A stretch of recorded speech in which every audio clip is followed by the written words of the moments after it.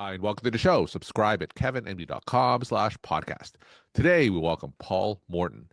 He's a certified financial planner. Today's Kevin MD article is Physician Practice Ownership, Risks, Rewards, and Reality. Paul, welcome to the show. Thank you. Thank you, Kevin. First of all, thank you for uniting the community of physicians and those who speak to physicians. What you're doing is really big, really great. I appreciate you having me on. All right. Well, thank you so much again for writing and joining me. Let's start by briefly sharing your story, and then we'll jump right into your Kevin MD article.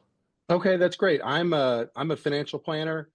I work with really only physicians. Of course, I have the one-off, mom or dad of a physician, but really focus on physicians. And I'm married to a physician, so I started dating my wife about a month before she started medical school. So I feel lucky to have seen this metamorphosis of what it takes to be a physician.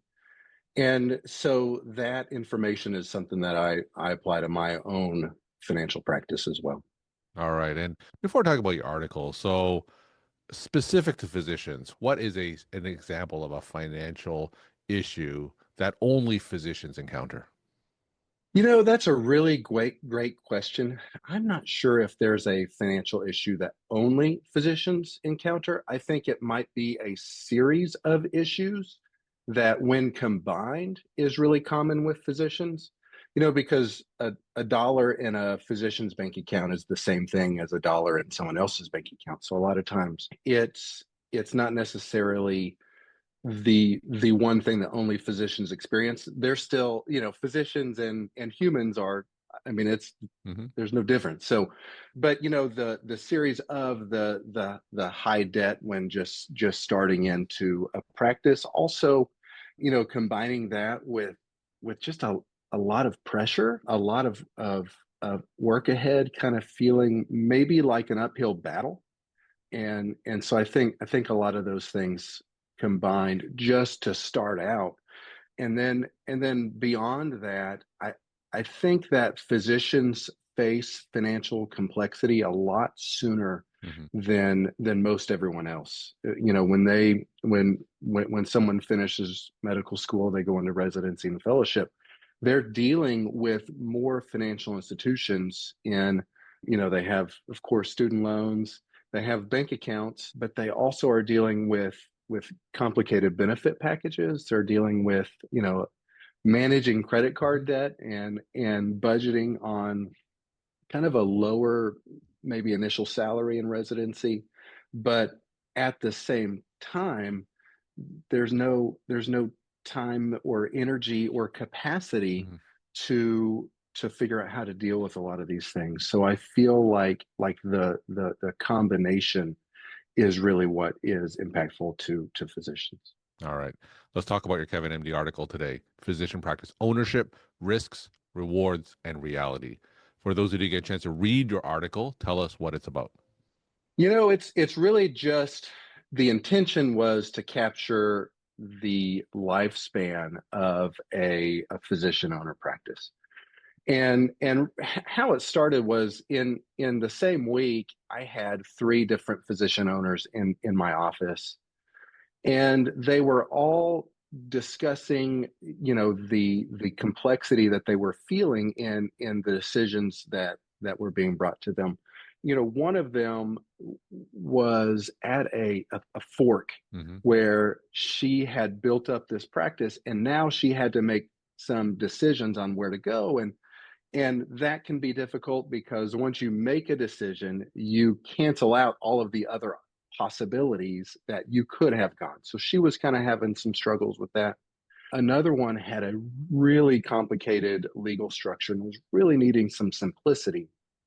And and then another one, she was kind of having some once in a lifetime type of drastic personal life, Hmm.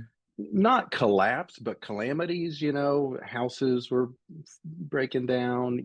A piece of real estate wasn't selling like it was supposed to be. And then had some familial life occurrences that was Hmm. keeping her from her practice. But what was interesting about her, and she was really kind of the one of the reasons why this article was written, she's married to an employed physician.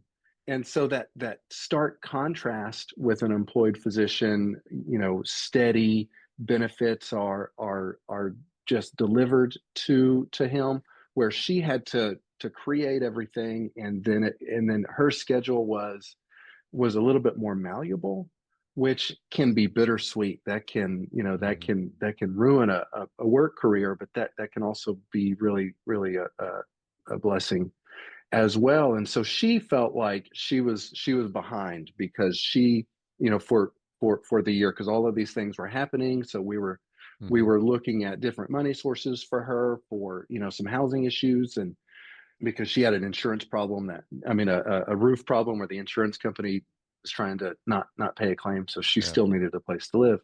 And so it was just a reminder to her that the equity owner physician path is so much different than the employed physician path, in that one, we're building something, but two, the payoff is later. like Yeah. like when you're exiting, there's a liquidity event, which is a fancy term for it, like the selling of a business or just a lot of cash coming in all at once. Where if you're employed as a physician, if if you were to translate a liquidity event, it happens slowly over time, usually in the form of like a retirement plan, or just making your income a little sticky and saving it in various places. And so, that was kind of a light bulb moment to her, that the decisions that she's making right now in her practice will someday add up. Mm. And so then how you develop and how you run your practice, your systems all matter, your processes all matter. And then also, how you bill, that thing that matters. And so then it it really kind of opened the door on why she's doing what she's doing. And it was, I feel like kind of helpful for her to at least file that piece of information somewhere. Sure. As you know, the number of physician-owned practices is steadily declining. The majority of physicians are employed. A lot of it for the reasons that you had talked about, right? Because medicine already is so difficult, and in addition, you have to add the stress of running pretty much a business on top of that, which is one of the reasons why fewer physicians go into private practice. What would you say are some of the biggest mistakes? What do you say are some of the themes that physician-owned practices come to you with? I think early on is a really important indicator on if a physician or any business will make it. But a physician-owned practice, medicine is really expensive to run Yeah. in general. And so managing overhead, I think from early on is an indicator on if you will have decisions later on in the practice lifespan. So I think being, I don't want to say miserly, but just making sure that you're making prudent decisions, not this is this is a nice to have but a must have initially. And then I think at some point that pivots to managing overhead, then becomes investing in the business. Hmm. Because if you manage from a scarcity standpoint forever, when you're first starting, I think that might be a good mindset to not fully adopt, but to at least have in front of you. But then if there's no investment in the business, it's going to be hard for it to grow. So I've seen personally, just in clients I serve, I've seen businesses be just stripped of investment, and it feels like someone's just eking out an income. And then I've also seen medical practices where a physician is paying multi-million dollars in taxes because they're making, you know, a lot of money. And so, and they can pay that much in taxes, and they're still trying to reduce taxes, and that's kind of the outcome. So I've seen Hmm. both sides of of that coin, where you know one physician's maybe quarterly tax payment is more than you know another physician's annual salary. Now, when you say overhead, when a physician-owned practice is just starting out, can you tell us a story of a practice who maybe didn't manage it as well? What exactly would that look like? You know, I think it's hard to pinpoint one thing, because I think just like everything in a business, it's a series of things Yeah. that would, you know, kind of like dominoes. Like once one domino falls, it does have a trickle effect.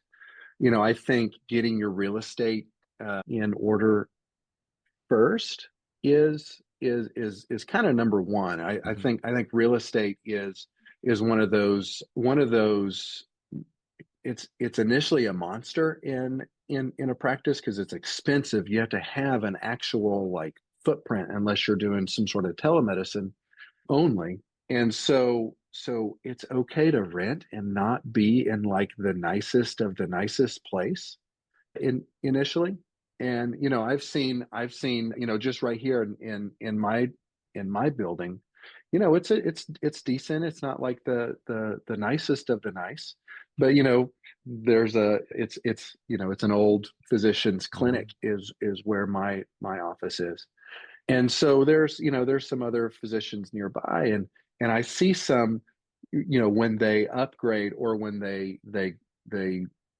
dissolve, you know, I see them as they progress and kind of stop by and move on, or stop by, stay for a while, or stop by and then kind of wither away. So I mean, having that vision of this is, you know, this is where I want to be, like this end spot. It has to start somewhere. It's not that, you know, that this door at the end of the hallway is kind of that end all be all. This is the goal. Well, let's start with the first step, and it might not be the thing that we desire, but it works for now, and let's get off the ground. So I feel like that real estate component is, I mean, is can be a big mess maker. Yeah, you contrast that visionary mindset with, like you said, some of the realistic, pragmatic issues that a lot of visionaries face. So, what would you say are some of the tips that you could share for those with a visionary mindset so they could translate that vision into financial success? What are some Oh, tips you what could share? That's a great question. You know, I think using what's already been laid in foundations, you know, not reinventing the wheel, kind of gathering information from other people that are way smarter than, you know, someone like me. And so that I put it in the in this article. There's a book called Rocket Fuel by Gino Wickman. Hmm. And I am a, you know, I fortunately or unfortunately, I mean, it can go either way, have that visionary mindset. And that was one of the best books that I read. I mean, I read it probably in one or two settings, and it really spoke to me in that if you do have a visionary mindset and you're wanting this grand vision to come to life, pairing yourself with, you know, maybe an office manager or some sort of business manager who's more of an integrator, more of a doer, and somebody who's not, you know, I don't want to say this rudely, but somebody who's not an underling, Hmm. somebody who is not afraid to tell you, Hmm. no, that's a terrible idea, I don't know why we would ever do that. And so somebody that can shoot you down when you're piecing together your vision. But then also this person would be able to filter through and say, well, you know what, that's actually a really good idea, Hmm. let's see how we can piece that together. i I really like that pairing. Now, not everybody has that, you know, integrator. That's a really hard component to find. And then even just I I try to read this book often. It's called the E-Myth Revisited Hmm.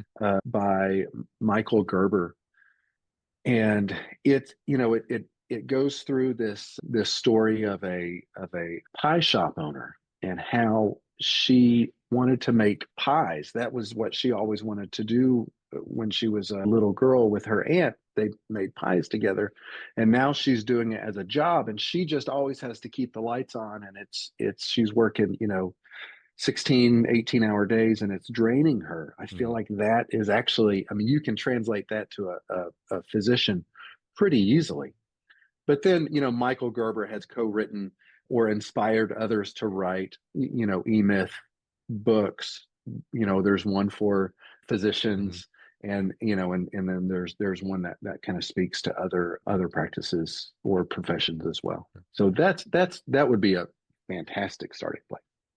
Now, what about for the residents who may be listening to you now and they're trying to decide whether the physician owned practice route is right for them or should they go into the employed model?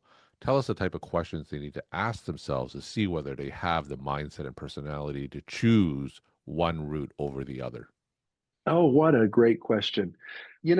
I think that if you have a yearning to mold and sculpt and to build something, to make something your own, or if you're maybe a tad rebellious and you don't like someone telling you what to do, then it's probably at least a good idea to like consider. Hmm.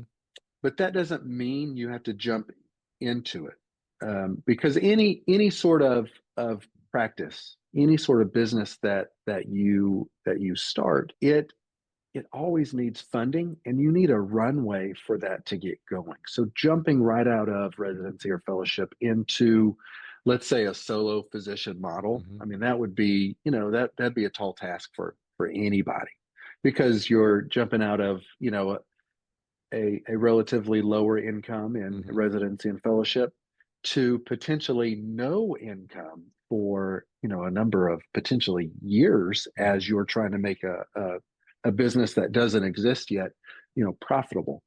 And so it's okay not to decide immediately, Hmm. and it's okay to go see how medicine is and how it works. I think if I were to open, let's say, a restaurant, and frying up and serving some chicken, some buffalo wings or chicken wings, Hmm. I probably would want to go work for somebody who does this on a consistent basis, Sure. to know how they do their pricing, what flavors, how they set up their tables, how many tables, what's the point of service or the point of sale technology, how many people do we need to employ. I would probably want to manage a restaurant before I go start Sure. a restaurant. And so I think it might be similar to a physician practice, that it might make sense to continue your education and being employed to some degree. And even if you join a private practice, there's usually a 1 to 2 or 3 year kind Yeah. of like testing period. And that's exactly what that's designed for. One, to kind of see how the sausage is made, Sure. and then two, the physicians who are already there, and then the new physician can kind of see, hey, do I like you? We're talking to Paul Morton. He's a certified financial planner, and today's Kevin MD article is Physician Practice Ownership, Risks, Rewards, and Reality. Paul, let's end with some take home messages that you want to leave with the Kevin MD audience. Yeah, absolutely. I mean, with with medicine, there's no perfect job out there.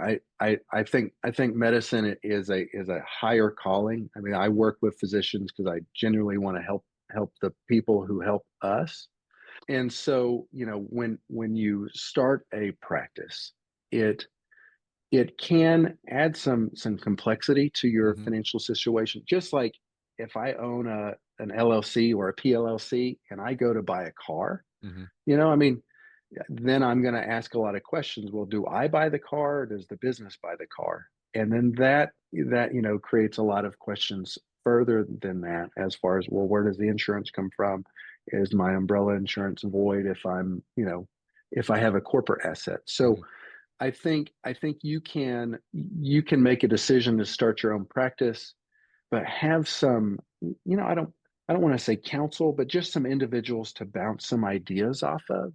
Because I love it when a client says, "Hey, Paul, I'm gonna go do this. What do you think?" And then we can have some conversations and kind of get some things set up. Sometimes, and I say sometimes, a lot of times physicians will call me and say, "Hey, Paul, I did this." Hmm. And it's like, okay, well, did you, do A, B, C, D, and Yeah, E? yeah. And they're like, well, what, no. Like, okay, great.